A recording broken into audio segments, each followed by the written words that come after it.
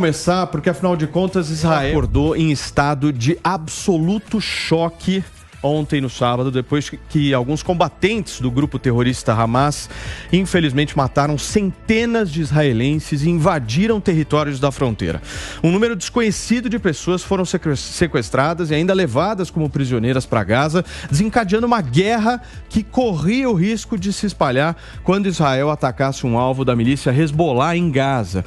Os ataques aéreos, israelitas atingiram Gaza durante a noite, matando mais de 300 palestinianos e destruindo edifícios, túneis e casas de responsáveis do Hamas. O primeiro-ministro Benjamin Netanyahu prometeu uma poderosa vingança para esse dia perverso e o número de mortos nesse conflito, infelizmente, segundo dados atualizados para vocês aqui na programação da Jovem Pan, chegou a 970 pessoas que, infelizmente, perderam as suas vidas por conta de uma ignorância, de uma violência, como nós estamos vendo aí nas imagens captadas pelas agências internacionais. E aqui nós vamos repercutir com vocês, minuto a minuto, tudo o que acontece lá em Israel. Já é madrugada, mas infelizmente o céu está iluminado com bombas, com mísseis, com foguetes, e nós vamos acompanhar absolutamente tudo aqui.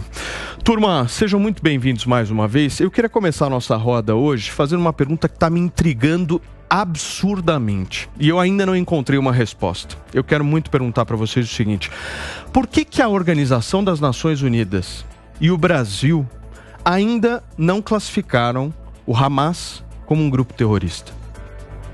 Alguém sabe me responder isso? Bom, boa tarde, doutora Cássio. Boa tarde, Paulo. Boa tarde a todos. Por uma questão política, exclusivamente. Nós sabemos que o conflito na faixa de Gaza é uma questão histórica,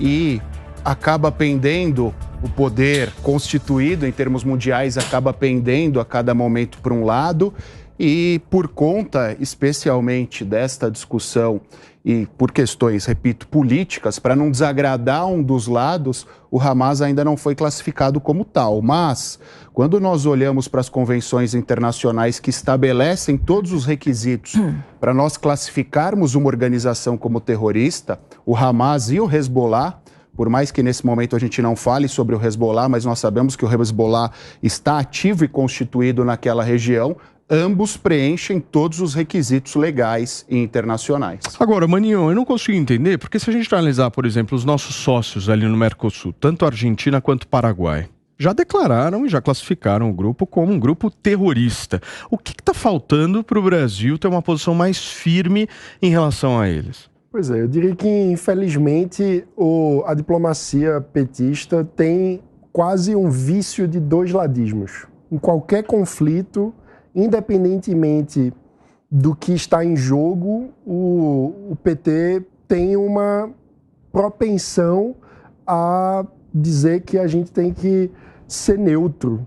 Só que a gente precisa entender que muitas vezes a neutralidade acaba não sendo de verdade uma neutralidade, né? Quando você é neutro diante de um ataque, você está sendo conivente com o agressor, e isso é algo muito grave.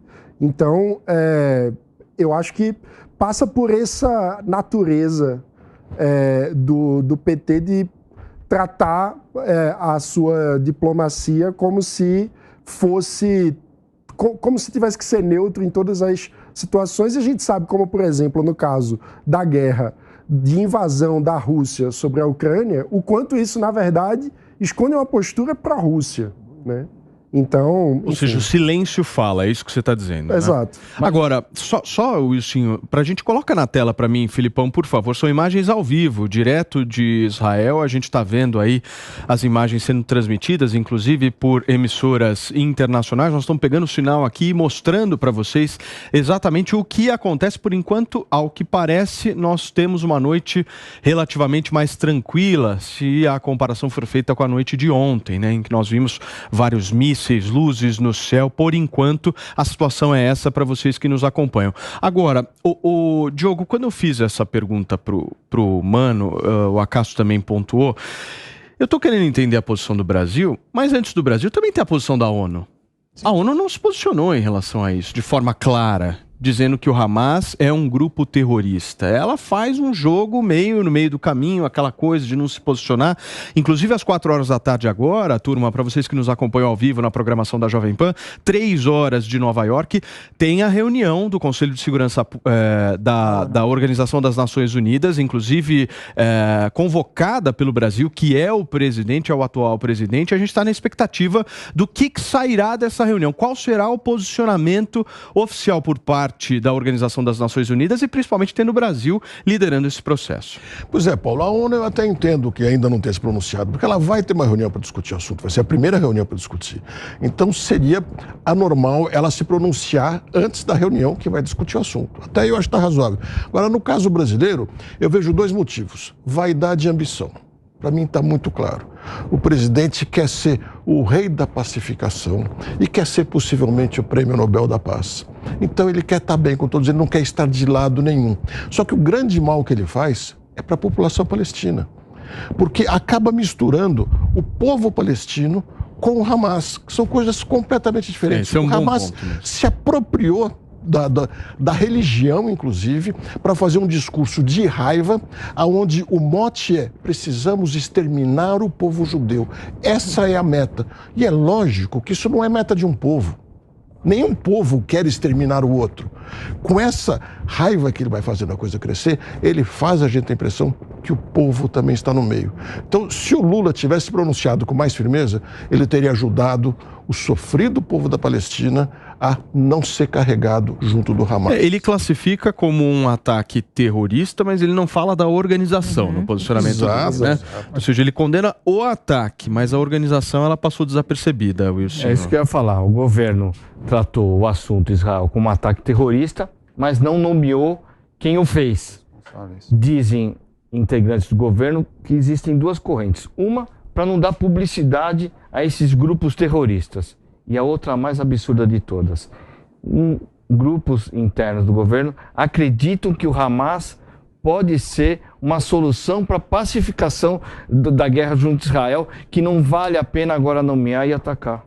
Que é um insanidade. É absurdo. É uma insanidade. Ou seja, está imaginando que o Hamas pode ser algum tipo de solução promovendo esse escárnio que nós estamos vendo aí. Rapaz, tem 2 questões que eu queria colocar aqui. A primeira questão é a seguinte, né? A primeira questão é a seguinte: a esquerda, em geral, tem uma dificuldade de defender a causa palestina, né? Sem fazer uma crítica ao Hamas, né? Infelizmente, você vê os governos de esquerda, em geral, no mundo todo, fizeram notas se solidarizando com Israel, mas ao mesmo tempo tiveram dificuldade de classificar o Hamas como um grupo terrorista.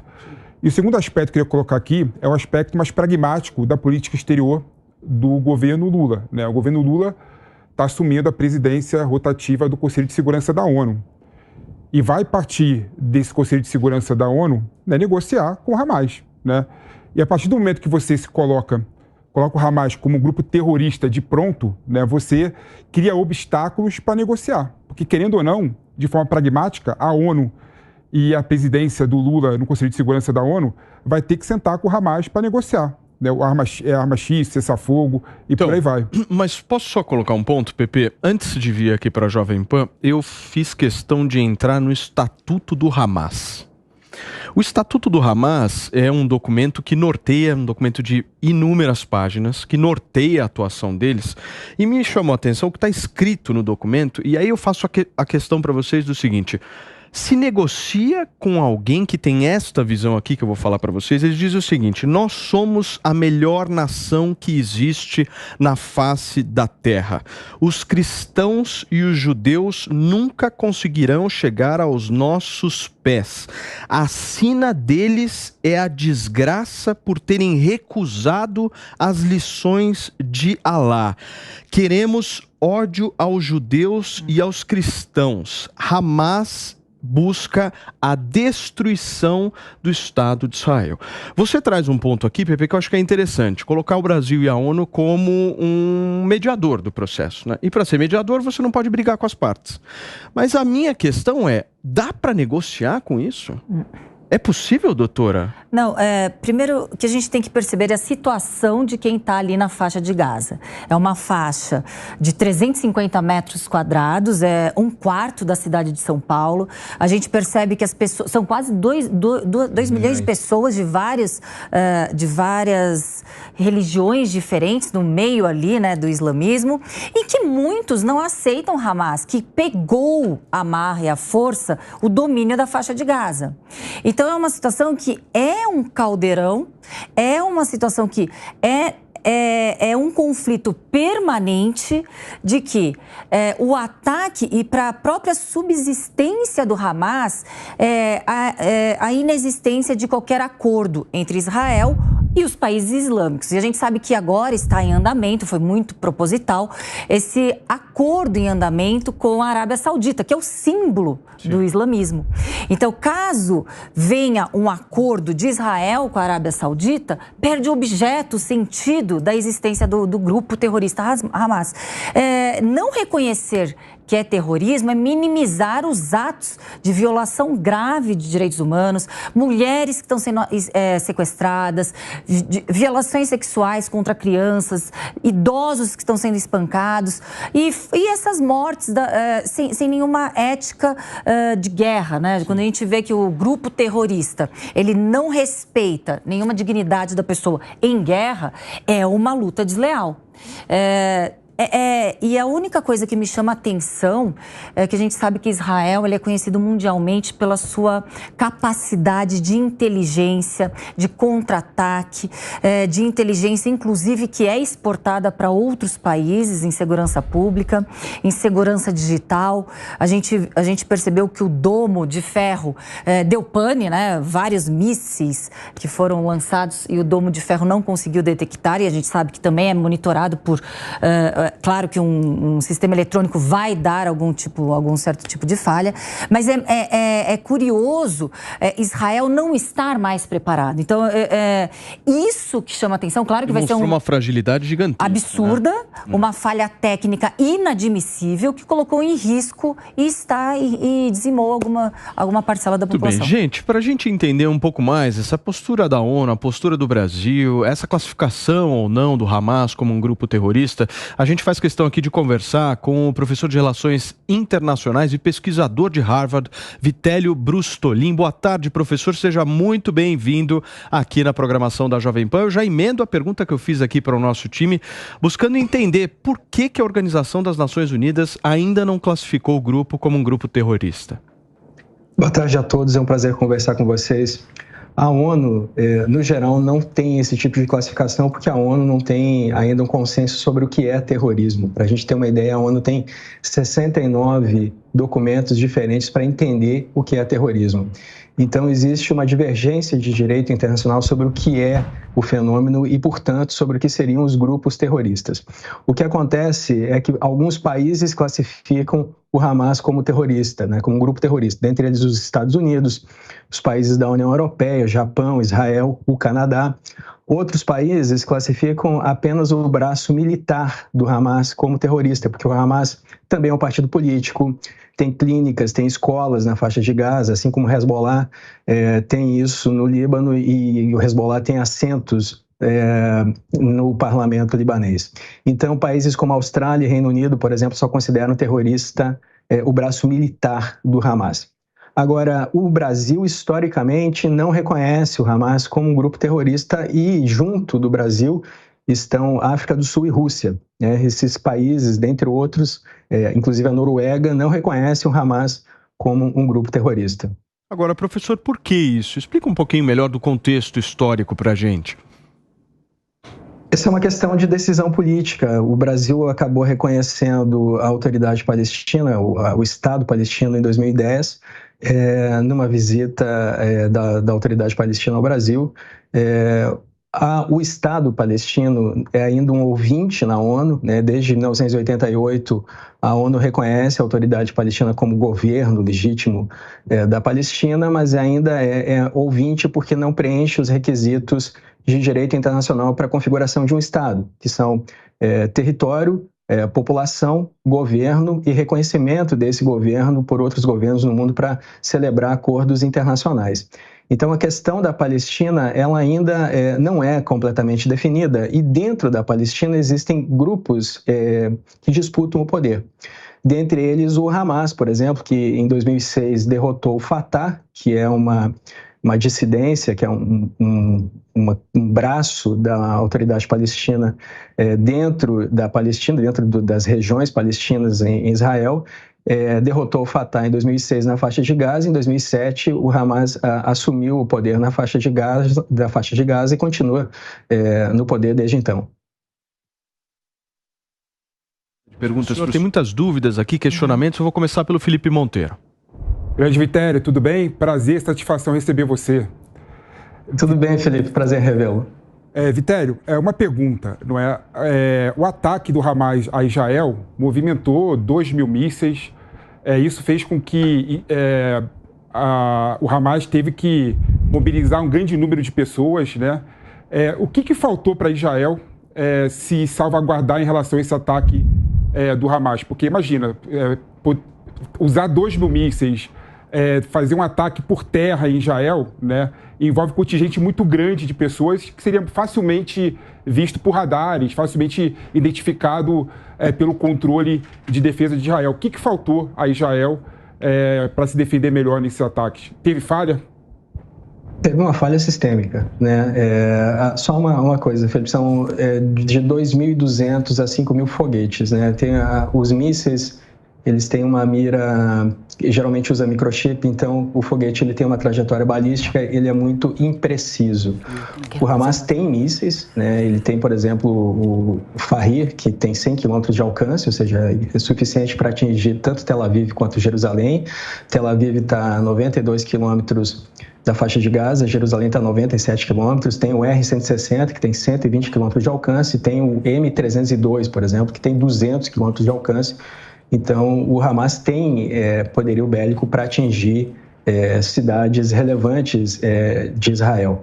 Agora, esses 2.200 foguetes que o Israel diz que foram lançados, o Hamas diz que foram 5.000, eles acabam interferindo no domo de ferro, que é o sistema de defesa que Israel tem para se proteger, defesa antiaérea, desenvolvido junto com os Estados Unidos. Esse sistema ele é eficiente em 92% dos casos, mas se você lança muitos foguetes, 8%, 10% vão acabar passando. Israel diz que interceptou 90% desses mais de 2.000 que o Hamas teria lançado. Mas aí acontecem várias questões aqui que precisam ser colocadas em pauta. Aquela região, a faixa de Gaza, ela tem 41 quilômetros de extensão e 6 a 10 quilômetros de largura, ou seja, uma faixa muito pequena.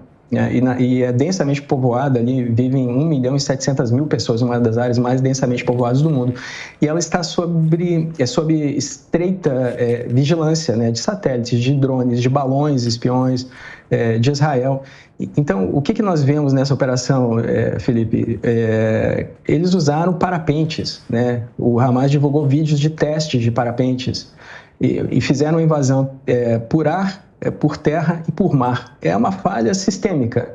Falhou o serviço de inteligência de Israel, que deixou toda essa quantidade de foguetes ser produzida, os explosivos entrarem ali para fabricação, ou até foguetes prontos e mísseis, deixou a operação logística acontecer durante meses e claramente o que acontece agora é uma estratégia do Hamas, né? Levar cerca de 100 reféns para dentro da faixa de Gaza é uma estratégia. O Hamas espera uma ação de Israel em relação a isso, Felipe. Ô professor, mas essa falha que o senhor está relatando para a gente, ela também aconteceu devido à situação política de Israel, que não é das melhores, né? Exatamente. Tem várias questões sendo colocadas aqui. Com certeza vai ter que ser feita uma investigação depois que houver uma resposta mais contundente de Israel, né? Ainda estamos em processo, né? Mas vai ter que ser feita uma investigação e agora acontece uma série de coisas, né? O Netanyahu está sofrendo problemas internos de governança, muitos desses problemas gerados, inclusive por ele, né? Ele sofre por acusações de suborno, de fraude, de quebra de confiança em Israel. Israel não tem uma constituição e tem um sistema unicameral, ou seja, não tem um senado, tem apenas uma Câmara, e essa Câmara elege o primeiro-ministro. Ou seja, o que o Netanyahu fez agora em julho? Ele reduziu os poderes do Supremo Tribunal Federal de Israel, né? A Suprema Corte de Israel. E como ele é indicado pelo parlamento, que só tem uma Câmara, ele acaba se tornando basicamente um autocrata no país. E isso levou muitas pessoas a protestarem, inclusive militares das Forças Armadas, né, militares das forças da aviação, né, da aeronáutica de Israel, que é considerada uma das melhores do mundo, fazendo greve, se recusando a obedecer ao Netanyahu. São problemas de ordem política interna graves, nunca vistos em Israel antes. E também tem a questão do relaxamento, né? Um dia depois da comemoração dos 50 anos, né, do final lá do Yom Kippur, da invasão de Yom Kippur. Um dia depois, né, no sábado, que é um feriado sagrado para os judeus, houve esse ataque por parte do Hamas.